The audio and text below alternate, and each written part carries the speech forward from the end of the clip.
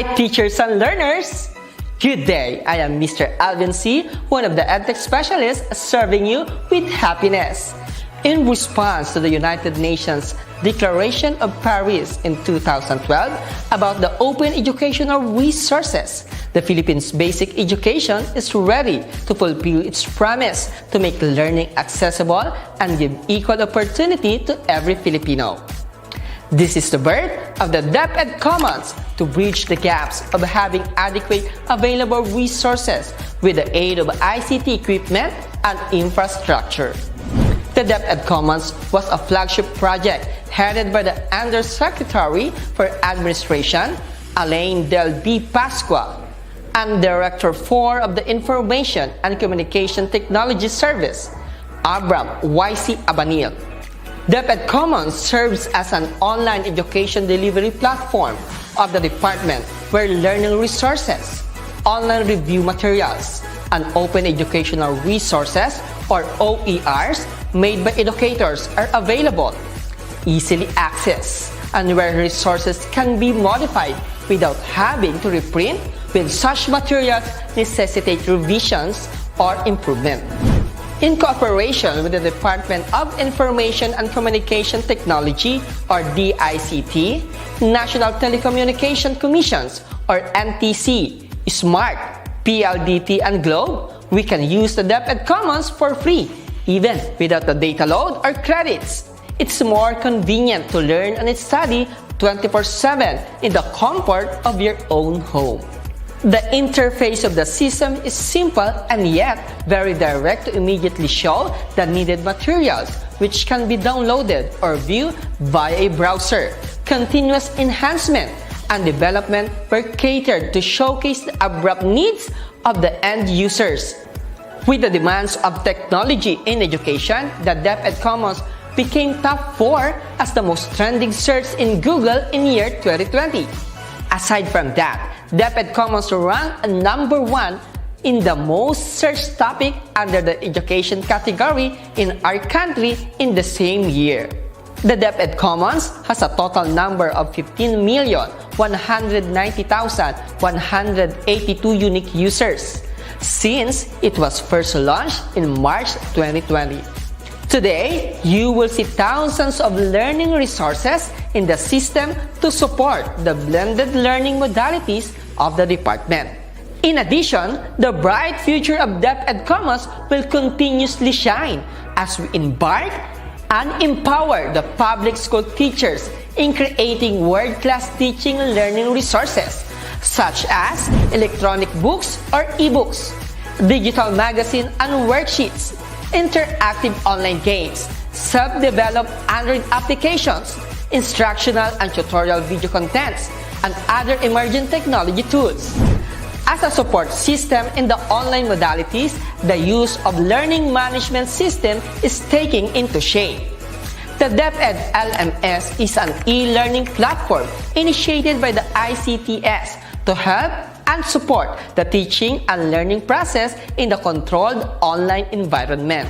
It was created to work concertedly with the DepEd Commons. Amongst the advantages of using the DepEd LMS are as follows. First, it is cost-effective. The courseware allows participants to access it in their own free time and reduces travel expenses, accommodation costs, and professional fees. Learning while watching the instructional aided materials enhances the soft skills of participants by doing the hands-on activity as requirement. In addition, a digital certificate with QR security code is automatically rewarded to a participant once a certain course is accomplished and completed. Second, consistency of training. The delivery and mastery of competencies is consistent since it is centralized, well-organized, and easy to navigate. It delivers a learning curve to all students by supplying a single source for content, course materials, and instruction with variation of activities that will enhance the skills of end users. Third, it easily tracks learners' progress and performance. It has the capability to allow DepEd to easily generate and consolidate training reports in all overall perspective. By utilizing the e-learning courses or online trainings, trainers can easily track goals progress, knowledge gains, and determine who have completed the course or who needs assistance and help.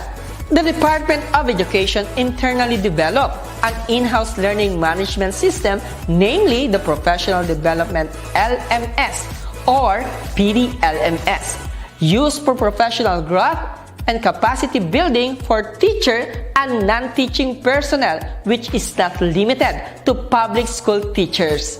It is also available to private.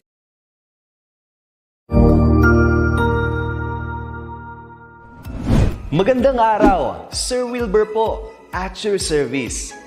Narito ang ETUlay upang gabayan ka sa inyong pag-aaral upang lubos na maunawaan ang iba't ibang paksa o subject. Ang ETUlay ay isang free online tutorial class na pinangungunahan ng DepEd Educational Technology Unit sa pamumuno ni Undersecretary Elaine Del B. Pascua. Ang programang ito ay hindi lamang para sa mga bata, kundi ito rin ay magsisilbing gabay sa mga magulang at mga guro kung paano nila ituturo o gagabayan sa bawat asignatura ang kanilang mga anak o mga estudyante. Sa kasalukuyan, ang self-learning module mula sa rehiyon ng Calabarzon at kilala sa tawag na Pivot ang ginagamit sa ating ETUlay online class. Kaya ano pang hinihintay ninyo? Ihanda na ang inyong mga ballpen o lapis, papel o kwaderno at samahan kaming itulay ang pagkatuto para sa bawat batang Pilipino. Sama-sama tayong magtutulungan para malampasan ang mga hamon sa panahong ito. Halina't matuto kasama ang inyong online tutor sa oras na ito.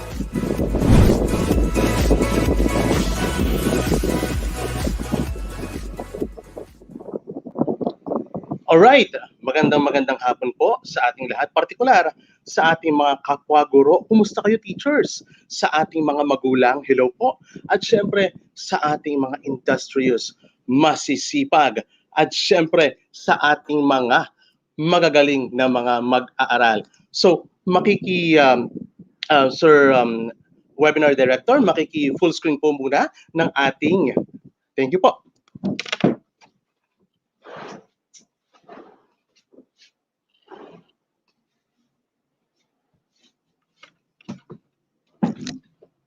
Okay na po ba? Alright. So, syempre, nagbabalik si Tutor Jester at ako muna ang inyong makakasama para sa ating subject na Science 5. Good afternoon to all of our viewers, all of our learners from different parts of the Philippines. Magandang hapon po. Watching from Francisco Felix Elementary School, Unit 1, Cainta, Rizal. Good afternoon to Shira, to Kevin, to Carlo, to Yuli, and to all. I will try my best para kayo ay mabate maya-maya lahat-lahat. Alright, so it's Monday and it's Science 5 time. Our topic for Quarter 4, Week 4 is all about the phases of the moon. Hello! Alam ko meron na kayong mga idea. What are the phases of the moon? Kapag mga nagte-trending sa Facebook, uy, merong mga bagong ganito, may mga bagong ganyan. And also, simulan na natin mga mag-aaral. At the end of the lesson, you are expected to, number 1, for K, you are to identify the different phases of the moon.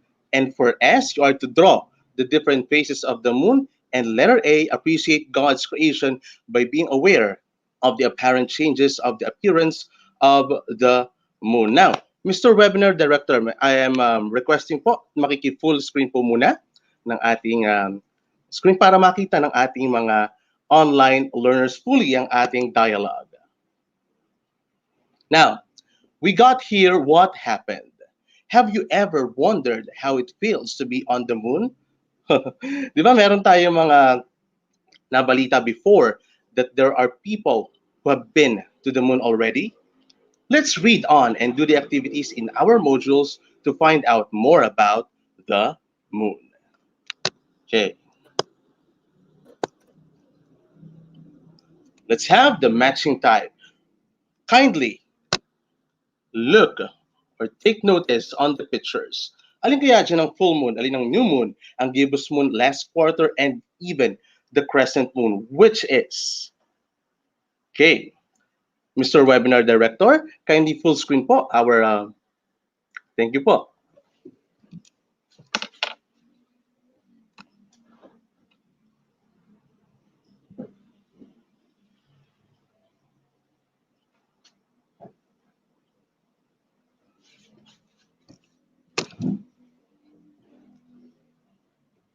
All right, so it seems that our learners have already chosen their particular answers for the different phases of the moon. So let's begin. Oh, ang dami ng mga sumasagot na online learners natin watching from Francisco Felix Elementary School, Unit 1 in Cainta Rizal. Hello, Kevin. Hello, Carlo. Hello, Anita and Athena. And there are lots. Now, ang sagot ni Athena for number 1 or for number... Ayun po, full moon po. Ayan. Anong number ba yon? Let's reveal. Tingnan natin dun sa letter A, yung column A. Kita natin yung mga moon. Di ba? Sa letter B naman or column B, yung mga choices natin. Sa letter A, may kalahati. Magkaiba yung sa half and another half. So what is the answer for number 1? It is indeed letter. Okay. It's E, crescent moon. Hello to Jane Erica. All right. So number 2, let's have it. What is the answer for number 2? It's indeed our new moon. Oh, you got it right. Hello, Yuli, Grayshell, and of course to Athena. Magandang hapon. To Kevin, also to Shira. Very good. Good job. What about for number 3? The third picture we got there. The third moon. What phase kaya ng moon ito? All right, you got it right. Grayshell, also Mendez. Good job. Okay, let's reveal the answer for number 3. It is indeed the full moon. You got it right.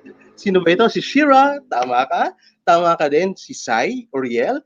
And also you are correct. Krishalin. Good job. Uy, Shira, you are also correct. What about for number 4? Salute. Number 4. What is the answer for number 4? We may have din, pero meron somewhat pagkakaiba naman doon sa number 1. And it is indeed letter C or the gibbous moon. Mas lamang naman yung kabila. And for number 5, it is indeed letter D or the last quarter. Okay? All right. Thank you so much, Carlo. Thank you so much also to Grayshell, to Alexia, to Shira. You guys are really active and very participative, even though we are having our lesson this afternoon. By the way, I am tutor Jester. Okay, so let's continue our discussion. Let's have our true or false. I know that you are already familiar with this kind of activity, and also you are also familiar with the statements that we have here. Kasi napag-aralan nyo na rin ito noong mga nakaraang grade level. Pero particularly, iisa-isahin natin yan ngayong grade 5. Okay, true or false? Write P if the statement is true about the moon, of course, and F if it is not true. Okay, so number 1, according to this statement, the moon is not a planet, but a satellite. What do you think? What about for number 2? Mamaya natin na-reveal, basahin ko muna. What about for number 2? The moon has its own light. It does not get its light from the sun. What about for number 3? The shape of the moon seems to change from time to time. Number 4, it is full moon when the moon is between the sun and the earth. And number 5, we see a small edge of the moon lighted on new moon. Okay, let's have it one by one. For number 1, the moon is not a planet, but a satellite. Your answer is what? Hello, Kevin, to Krishaline. The answer of Alexia is true. True po. Also, the same answer with Kevin. And to Lancer. Okay, let's reveal the answer for number 1. It is indeed true. Tama. What about for number 2? The moon has its own light. It does not get its light from the sun. What do you think is the answer for this? online learners? It is indeed false. So kapag daw, ang moon daw ay nakikikuha ng ilaw mula sa sinag ng araw, mula sa ilaw ng ating sun. And by the way, the sun is the center of the solar system. Number three, the shape of the moon seems to change from time to time. Ano ba kaya? Tama ba? Or mali? True or false? For number three, what is your answer? Wow, Krishalin, your answer is true. What about the answer of Aaron? You got it also, the same as the answer of Krishalin, Aaron, huh? Carlo, Shamara, Krishalin, si Yuli. Hello, Yuli, Aaron, Lancer. Let's reveal the answer for number three. It is indeed true. So it is the shape of the moon ay nagpapalit-palit daw from time to time. So nakikita natin, depende doon sa sinag at sa ilaw kapag nakikita natin may particular week or month na pangyayaring ganoon. Number four, it is full moon when the moon is between the sun and the earth. It is full moon when the moon is between the sun and the earth. What is your answer? Oy, watching from New Canaan or Canaan Integrated School in Alabe District Division of Sarangani, si Irish. Hello, Irish. So, ang answer natin for number four, according to Yuli, to Carlo, to Krishaline, to Shira, it's false. Let's reveal the answer for number four. It is indeed false. What about for number five? We see a small edge of the moon lighted on new moon. Huh. Good afternoon also to Tutor Wax. God bless you. To Alexa, what about Krishaline's answer for number five? It's letter T. Okay, the answer of Shira is the same as the answer of Krishaline. It's T also. Now let's reveal the answer. Hello, Carlo Mariano. And you got it right. True po. We see a small edge of the moon lighted naman sa new moon. Itong mga pinag-aralan natin dito sa true or false at kaninang activity is indeed yan ang ating main concern for this afternoon. And this is all about yung ating sa ilalim ng puting ilaw sa buwan. Kung ano man ang lyrics na yun, di ba? By J.K. Labajo. It's all about the phases of our moon. May araw pa, di ba? Okay, so let's continue. For number six, the changes in the shape of the moon we see are called phases of the moon. What is your answer for number six? It is indeed what? It's true. Oh, you got it right. Hello, Shira. What about for number seven? New moon occurs when the earth is between the sun and the moon. Oh, hello, Irish. Alexa, same as the answer kanina. Very good. Okay, Athena, your answer is true. Let's find out.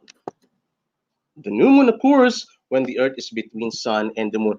It is indeed a false. For number eight, gibbous moon daw. Alam niyo ba yung gibbous moon? Isa-isahin natin yan later. Gibbous moon occurs when we see more than half of the moon lighted. What is the answer for that? Huh? Okay, for number... Wait, Yuli, you got it correctly kanina, ha?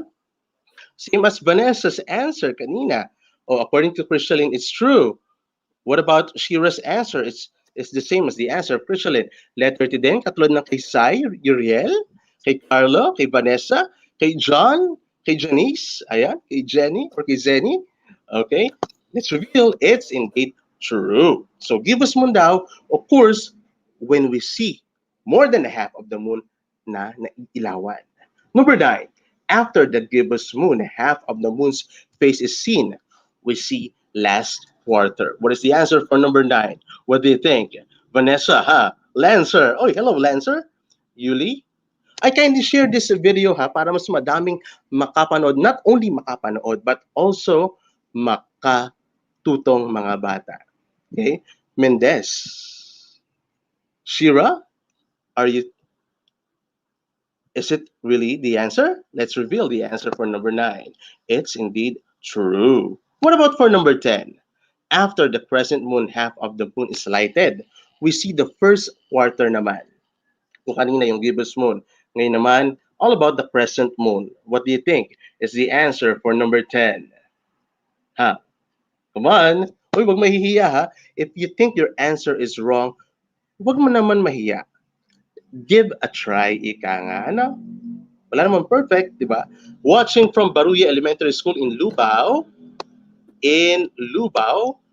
West District, SDO Pampanga, we got Vanessa Alimurong. Ayan. The answer of Allen is F. Same with Alexia. F po ba? Alamin natin. Shamara, hello. Syra, watching from King Arthur. O, si King Arthur pala. Nanonood sa General Gregorio Alonia Memorial School in General Trias City, Cavite. Tama ba, Cavite? Hello, Allen. Mhm. All right. So the answer for number 10 is revealed. It's indeed letter T. It's true.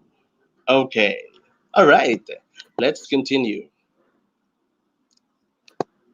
Now, what I need to know, bang nakikita natin sa ating picture, sa ating monitor, it is indeed a moon. One, di ba? Oh, let's have this one. You have seen the beautiful full moon appears on the horizon, right? The moon is not a planet. Hindi talaga isang planet. Mapapag-isip ng iba, di ba? But it is a satellite. A satellite is an object in space that revolves around the planet. Yung ating buwan makes one complete revolution daw around the Earth in 27, one-third to 29 half days. The shape of the moon is indeed, sa nakikita natin, kapag tumitingala tayo sa gabi, it is indeed a round or a circle. Walang duda yan. Watching from Baruya Elementary School, you got Yuli Javier. Hello, good afternoon. Yeah. Watching from Silang Cavite, Jennifer Fermeza. And also, class, you need to know that. However, its shape seems to change from time to time. Nagbabago daw. Ayon sa nakikita natin dun sa ilaw. Ano? There are times the moon looks round as a plate. Parang plato. Sometimes it appears like a bangka. Yung boat, di ba? Mapapansin talaga natin, uy, parang bangka ang hugis. Kasi nga, mayroong curvy na half meron doon sa shape niya. These apparent changes in the moon shapes are called yung pagbabago, which is indeed phases. Hello, Alexia, watching from Baruya Elementary School. Maraming taga Baruya Elementary School na nanonood sa atin. Hello, Alexia, your section is 5 Mulabe in SDO, Pampanga. Thank you so much po. Okay, so let's continue, class. You need to know also that the moon shines by the reflected sunlight dahil daw sa ilaw, dun sa sinag na nagmumula sa ating araw. Sa sunlight, only one half of it is lighted at any time. So, as the Earth or as the moon revolves around the Earth, the moon changes its position in relation to the observer on the Earth. Ayan na, meron tayong mga bagong natututunan. Hindi lang, ay ganun pala, magbabago yung shape ng moon, but also these things are really important para sa inyo grade 5 learners. Ano? Okay. Now, and here are the different phases of the moon. Kindly notice, distinguish, ano ba ang mga pagkakaiba ng phases nitong moon na ito?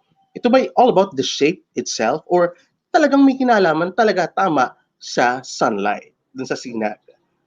Paki-notice nga. Ayan, yung mga pictures natin. In our first picture, dun parang mismong dark, bilog na bilog, talagang very dark. This is the description of it. Now, when the moon is between the sun and the earth, you cannot see the moon. It is indeed, yung natin naririnig, ito ang tamang sagot dyan, new moon. So during this phase, the moon is not visible. Hindi daw totally nakikita from the earth. This is because the side of the moon that is facing us is not being lit by the sun. Hindi nasisinagan fully or talagang walang sinag ng araw. So, that is what we call the new moon. Now, after a new moon, yan na nga, paparating na, may changes na. After a new moon, when the moon seems to be growing, it is undergoing, tinatawag nating waxing phase. Hello kay Tutor Wax. Waxing phase. As the moon starts to appear in a semicircular form, yung tinatawag nating waxing crescent. Doon nagsisimula na ang tinatawag nating waxing crescent. Now, ang sumunod naman dito na phase, ang tinatawag natin, about a week after the new moon, you see half of the lighted side.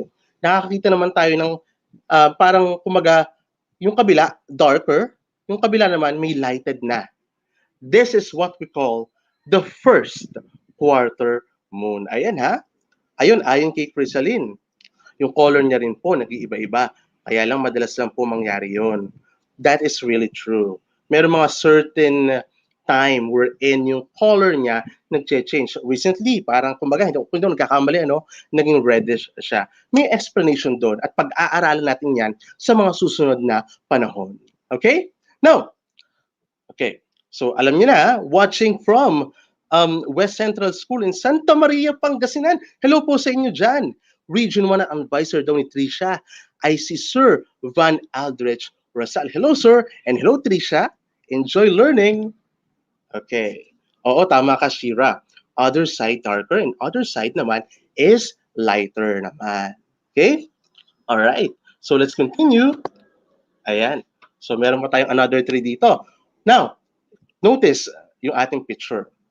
When most of the portion, ito, yung ating nakikita ito, when most of the portion of the moon is visible in the sky, tinatawag naman natin ito, waxing gibbous. Ulitin nga natin, online learners, in 3, 2, 1, look at the picture, waxing gibbous. Okay, now, after that, a week after naman, the first quarter moon, you can see half of the moon's lighted side of the moon.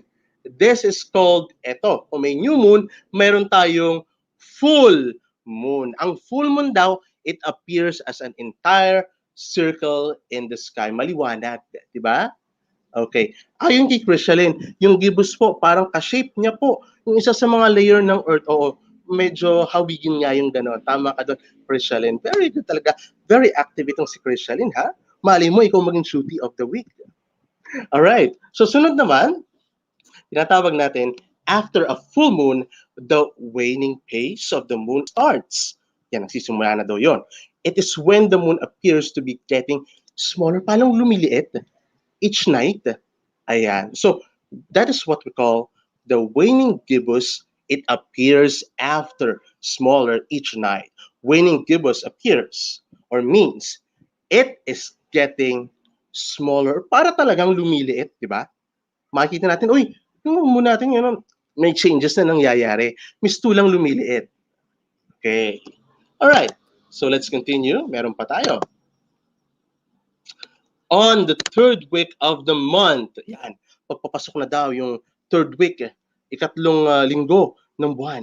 You again see the half of the moon's lighted part. Uy, meron na naman nakita sa kabilang side. This is called the last quarter moon. Soon, the moon disappears again. Another new moon will appear. During the waning crescent moon phase, the illuminated part of the moon decreases from the lit-up semicircle at the third quarter until it disappears entirely at, yun nga, is new moon. Alright, so always remember this, class. Yeah. Ang ating topic is different phases of the moon. And remember this. Ito yung ating pinag-aralan fully. Satellites are objects that revolve around an object bigger than they are. At ang example niyan is ating buwan, ang natural satellite na nating tinatawag. The moon takes 29 and a half days to complete one cycle. Yun this period is called a month. Yun ang tinatawag nating isang buwan.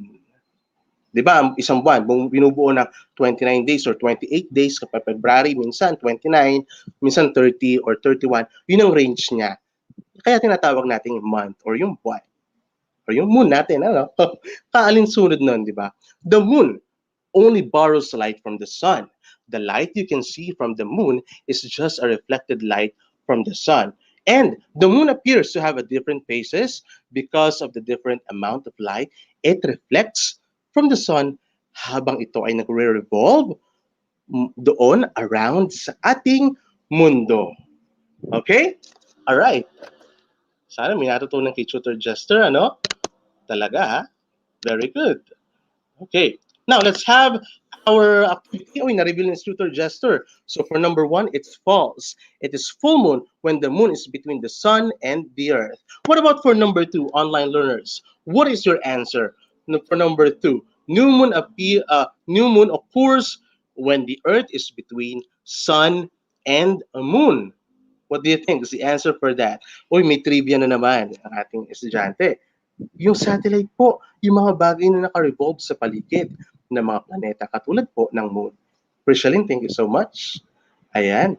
Yung full moon po, nakakakuha ng sinag ng araw, pero yung new moon naman, ay hindi daw. Ayon naman yan kay Alexa K. Patricia.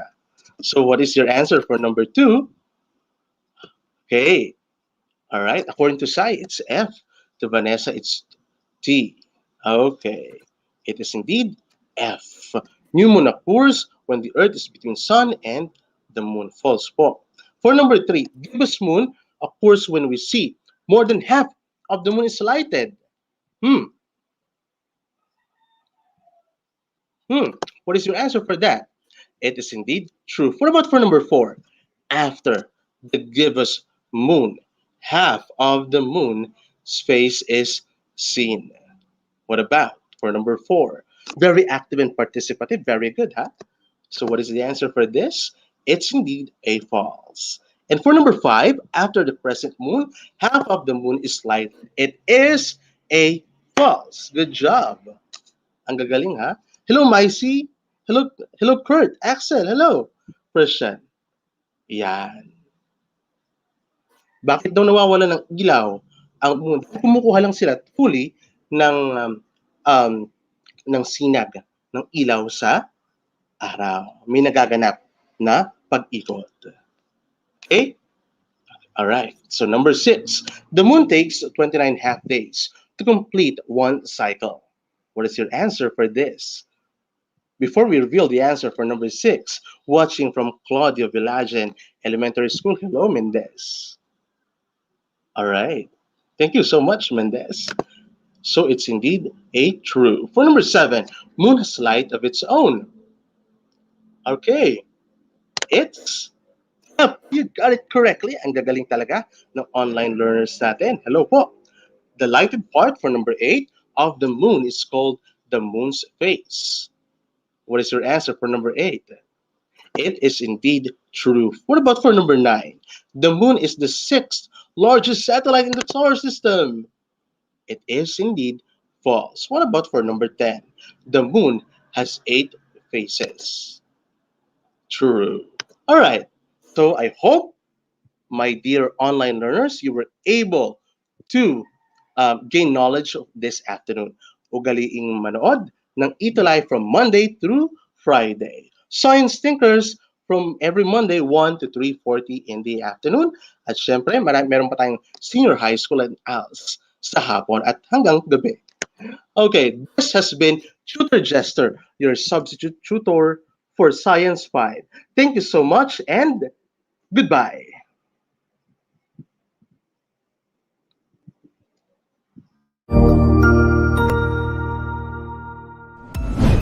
Sigurado ako na marami ka na namang natutuhan sa ating ETUlay tutorial session ngayong araw.